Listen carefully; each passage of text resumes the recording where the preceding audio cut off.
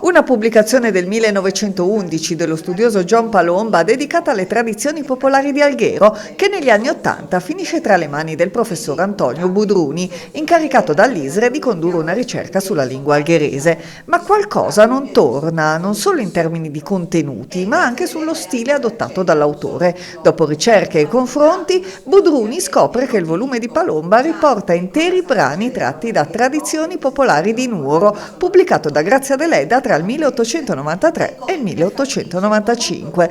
Parte da questa scoperta sorprendente la tesi sostenuta in Grazia Deledda, plagio letterario, il volume edito da Nema Press che Antonio Budruni ha presentato ieri a Nuoro all'Exme.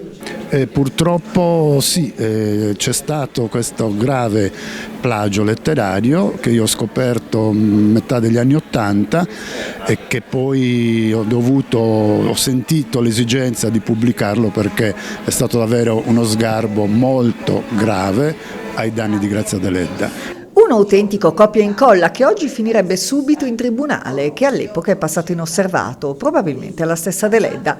Un plagio che tuttavia accresce la reputazione dell'autrice premio Nobel. Sicuramente, questo appunto fa splendere ancora di più l'immagine di Grazia Deledda, che è stata una grandissima scrittrice, quindi voglio dire, non si può aggiungere altro. Purtroppo mi dispiace per questa cosa qua, ma era giusto renderla pubblica, era giusto.